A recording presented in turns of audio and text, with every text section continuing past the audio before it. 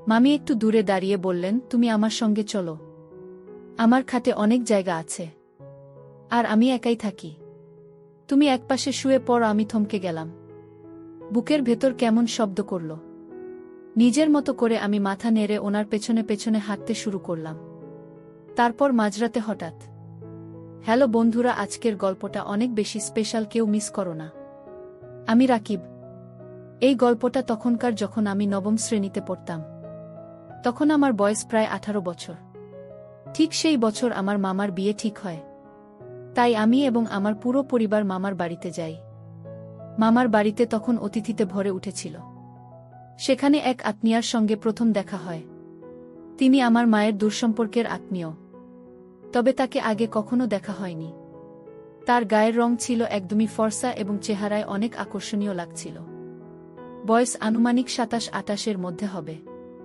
নাম ছিল মোহিনী। সেই সময় তিনি আমার মায়ের সঙ্গে গল্প করছিলেন। আর আমি মায়ের পাশে দাঁড়িয়েছিলাম। আমি হালকা করে হাসছিলাম আর দাঁড়িয়ে দাঁড়িয়ে তাদের কথাবার্তা শুনছিলাম। কিছুক্ষণ পর উনি আমার দিকে তাকিয়ে মৃদু হেসে ফেললেন। তারপর মায়ের দিকে তাকিয়ে জিজ্ঞেস করলেন, এই ছেলেটাকে? মা হেসে আমার পরিচয় দিলেন। জানার পর তিনি একটু অবাক হলেন। তারপর মায়ের সামনে আমার সঙ্গে একটু মজা করে কথা বলা শুরু করলেন। মা তখনও পাশে ছিলেন। তাই আমি কিছু বলতে পারছিলাম না। শুধু একটু লজ্জা পেয়ে নিচের দিকে তাকিয়েছিলাম। ঠিক তখনই মায়ের ভাই অর্থাৎ আমার মামা দূর থেকে মাকে ডেকে নিলেন। মা হেসে বললেন, তোমরা গল্প করো, আমি একটু যাচ্ছি বলে চলে গেলেন। এখন আমরা শুধু দুজন সেখানে দাঁড়িয়ে। আমি বেশ লজ্জা পাচ্ছিলাম, তাই চুপ করেছিলাম। তখন উনি নিজেই বললেন, তোমার নাম রাকিব না? এখন কোন ক্লাসে পড়ো? আমি চোখ নিচু করে জবাব দিলাম, আমি এখন নবম শ্রেণীতে পড়ি। তিনি হেসে বললেন, বাহ, আমাদের ভাগিনা তো এখন অনেক বড় হয়ে গেছে। আমি হেসে মাথা নিচু করে ফেললাম। তিনি কিছু বলতে চাইছিলেন এমন মনে হলো। কিন্তু পর মুহূর্তেই পরিবেশটা হালকা করে আবার নিজেই বললেন, আচ্ছা বলো তো, তোমার পড়াশোনা কেমন চলছে? আমি বললাম, চলছে তো, কিন্তু একটু টেনশন তো থাকেই। সামনে পরীক্ষা। তিনি চোখ বড় করে হেসে বললেন, আরে তোমার মতো স্মার্ট ছেলেরা আবার টেনশন কিসের? আমি লজ্জা পেয়ে হাসলাম। কিন্তু ওনার কথায় একটা আত্মীয়তা ছিল, মনের দ্বিধা একটু একটু করে কেটে যাচ্ছিল। এরপর তিনি আমার হাতে হালকা করে চাপ দিয়ে একটু মজা করে বললেন, বলো দেখি, তোমার কোনো বিশেষ বান্ধবী আছে নাকি? আমি চমকে গেলাম, চোখ বড় করে বললাম, না না, এমন কিছু না। তিনি হেসে বললেন, এই মিথ্যে কথা। এমন মিষ্টি হাসি আর কেউই পছন্দ করে না। তোমার মাকে বলে দেব। আমি তাড়াতাড়ি বললাম, না না প্লিজ, এমন মজা করো না। তারপর দুজনেই হেসে উঠলাম, যেন ছোটবেলার কোনো বন্ধুত্ব আবার ফিরে এসেছে। তিনি হালকা করে আমার দিকে ঝুঁকে ফিসফিস করে বললেন, তোমার চোখ দুটো খুব মায়াবী জানো? কি যেন এক মুহূর্তে থেমে গেল। তার কণ্ঠে একটা নরম আবেগ মিশেছিল, যেটা মন ছুঁয়ে গেল। আমি অবাক হয়ে তার দিকে তাকালাম। চোখে এক অদ্ভুত অভিব্যক্তি ছিল, যেটা আমাকে একটু অস্থির করছিল। আমার কোথাও যেন ভাল লাগছিল। কিছুক্ষণ আমরা দুজনেই চুপ করেছিলাম। তারপর তিনি আস্তে করে বললেন, চলো এখন যাই। অনেক কাজ পড়ে আছে। তবে পরে আবার কথা হবে। একটা মিষ্টি হাসি দিয়ে তিনি ধীরে ধীরে চলে গেলেন। আমি ঠিক ওখানেই দাঁড়িয়ে থাকলাম। বুকের ভেতর কিছু একটা স্পন্দন নতুন লাগছিল, যেটা আগে কখনো অনুভব করিনি। তারপর থেকে যখনই তার সঙ্গে দেখা হতো, আমাদের মাঝে ছোট ছোট কথাবার্তা আর এক চিলতে হাসি বিনিময় হতো। সেদিন সন্ধেবেলা আমি উঠানের এক কোণে পাতা একটা খাটে একা বসেছিলাম। হালকা ঠান্ডা হাওয়া বইছিল। চারপাশে বিয়ের সাজসজ্জার গুঞ্জন। এমন সময় হঠাৎ তিনি কোথা থেকে এসে আমার পাশে বসে পড়লেন। একটু পরে আঁচল সামলে নিয়ে হাসি মুখে বললেন, তোকে দেখছি আজকাল বেশ চুপচাপ। বলতো, পরীক্ষার আর কতদিন বাকি? আমি উত্তর দিলাম, আর মাত্র 1 মাস। এখান থেকে ফিরে আবার পড়াশোনা, টেনশন শুরু। তিনি হেসে বললেন, এই কদিন সব দুশ্চিন্তা বাদ দিয়ে দে। এখন শুধু আনন্দ কর। বিয়ের সময় তো একবারই আসে। তিনি হেসে বললেন, যখন ফিরবে তখন মন দিয়ে পড়াশোনা শুরু করিস। সব ঠিকঠাক হয়ে যাবে। এরপর আমরা এদিক ওদিকের নানান ধরনের গল্পে মেতে উঠলাম। এক সময় কথার ফাঁকে আমি জিজ্ঞেস করে ফেললাম, তোমার মানে জামাইবাবু তো এই বিয়েতে এলেন না? উনি কি বাইরে থাকেন? তিনি একটু থেমে বললেন, হ্যাঁ, উনি এখন শহরে চাকরি করেন। ছুটি মেলেনি বলে আসতে পারেননি। আমি হেসে বললাম, তাহলে তো তুমি নিশ্চয়ই অনেক ঘুরেছি, সেখানে সমুদ্র, পার্টি, সব কিছু। আমার কথা ছিল একদম মজা করে বলা। কিন্তু হঠাৎ ওনার মুখের হাসি একেবারে থেমে গেল। চোখে যেন একটা নীরব ধোঁয়াশা নেমে এলো। মুখের চেনা হাসিটা এক মুহূর্তে হারিয়ে গেল। আমি একটু থমকে গেলাম। বুঝতেই পারলাম না আমি এমন কি বলে ফেলেছি। তিনি কিছুক্ষণ চুপ থেকে আমার দিকে তাকিয়ে থাকলেন। তারপর কৃত্রিম একটা হাসি এনে বললেন, হ্যাঁ, অনেকবার ঘুরেছি। অনেক স্মৃতি আছে। তারপর চারপাশে একটু তাকিয়ে হঠাৎ বললেন, আমি একটু আসছি। কিছু কাজ মনে পড়ে গেছে বলে চলে গেলেন। তার যাওয়ার ভঙ্গিতে একটা চাপা অভিমান আর অপূর্ণতার চাপ ছিল। আমি বোঝার চেষ্টা করছিলাম মনের ভিতরে কি যেন একটা নাড়াচাড়া শুরু হয়ে গেল। আমি ভাবতে লাগলাম সবকিছু কি ঠিকঠাক আছে ওদের মধ্যে। একজন এত হাসি খুশি কোমল মনের মানুষ হঠাৎ এভাবে ভেঙে পড়েন কেন? কেন যেন মনে হচ্ছিল তার হাসির আড়ালে অনেক না বলা কথা আছে। আমি নিজেকে বোঝাতে লাগলাম, রাকিব, তুই তো এখানে আনন্দ করতে এসেছিস। কারও ব্যক্তিগত বিষয়ে ভাবার দরকার নেই। সবাই আবার নিজের পথে ফিরে যাবে। তোর কি?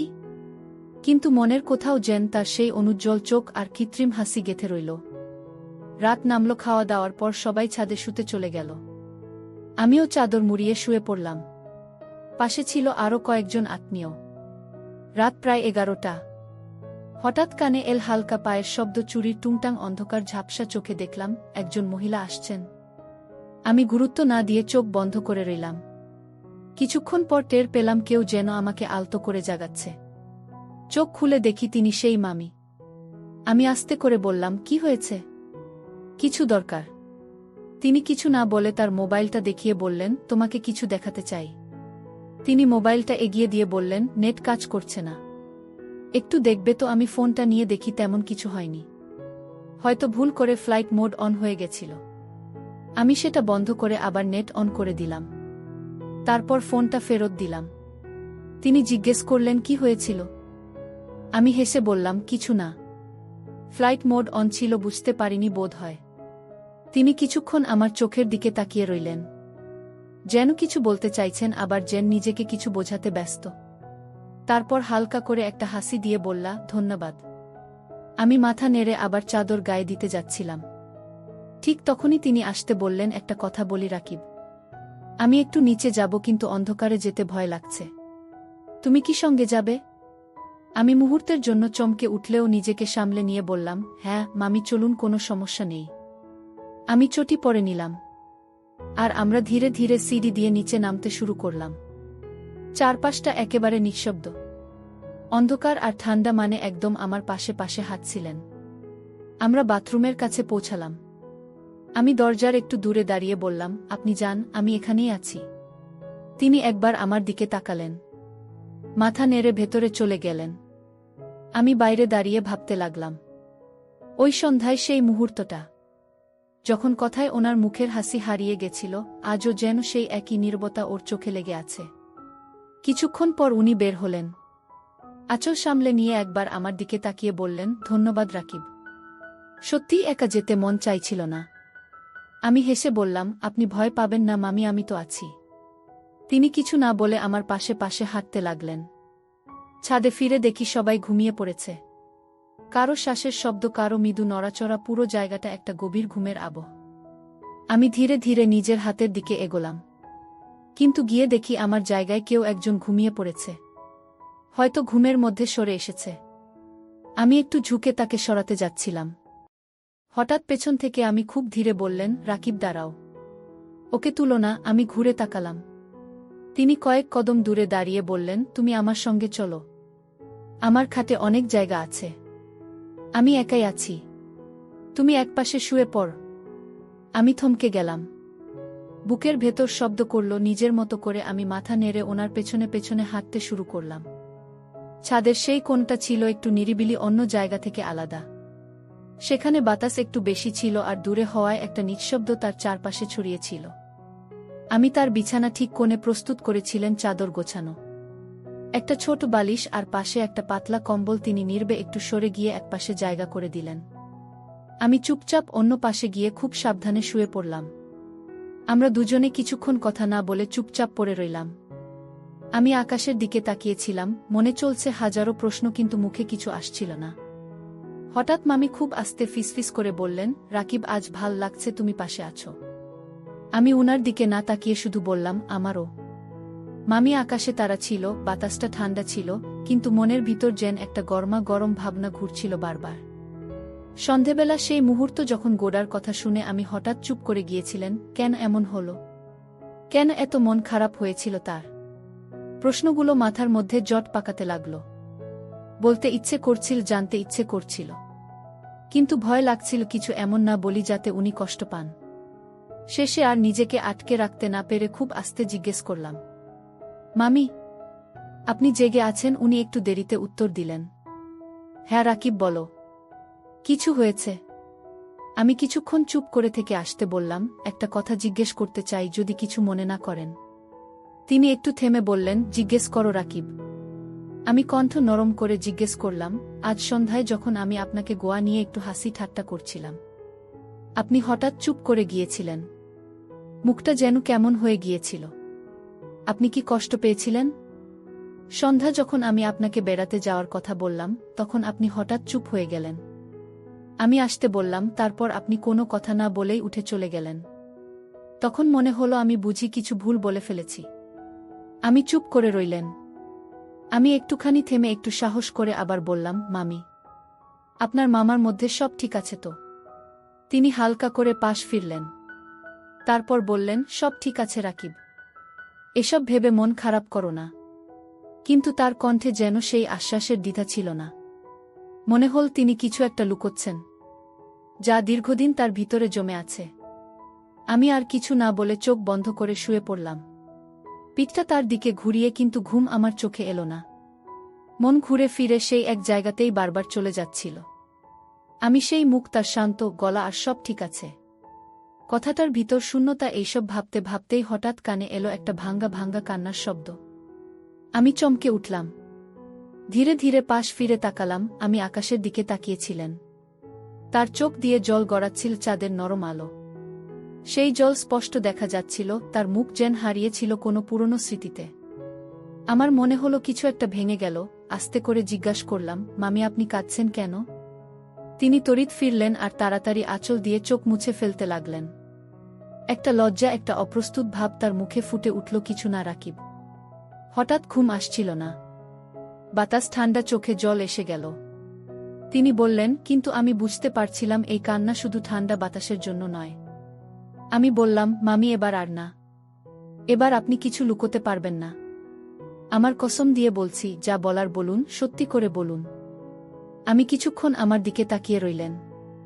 তার চোখে কোনো বিষয় ছিল না, শুধু ছিল ক্লান্তি, একরাশ চুপচাপ হয়ে যাওয়া। তিনি গভীর নিঃশ্বাস নিলেন, তারপর চোখ তুলে আকাশের দিকে তাকিয়ে বললেন, রাকিব, সবাই ভাবে তোমার মামা শহরে কোনো বড় কোম্পানিতে কাজ করেন, কিন্তু সেটা সত্যি নয়। আমি চমকে গেলাম। তাহলে মামা আসলে কি করেন? মা, আমি তোমার মামা সেখানে গাইডের কাজ করেন। বিভিন্ন দেশ থেকে যারা ঘুরতে আসে তাদের ঘোরান, হোটেল খুঁজে দেন, পার্টির ব্যবস্থা করেন। অনেক সময় তাদের সাথে মিশে যান। তিনি থেমে গেলেন। আমি তার হাতটা আলতো করে ধরলাম। আমি এতে খারাপ কিছু নেই। সেটাও তো একটা কাজই, মানুষকে আনন্দ দেওয়া, সহযোগিতা করা। এটাই তো গাইডের কাজ। এতে খারাপ কিছু আছে বলে আমি মনে করি না। আমি আস্তে করে বললাম। তিনি আমার দিকে তাকালেন। চোখ ভিজে উঠেছিল, কিন্তু এবার আর চোখের জল লুকোনোর চেষ্টা করলেন না।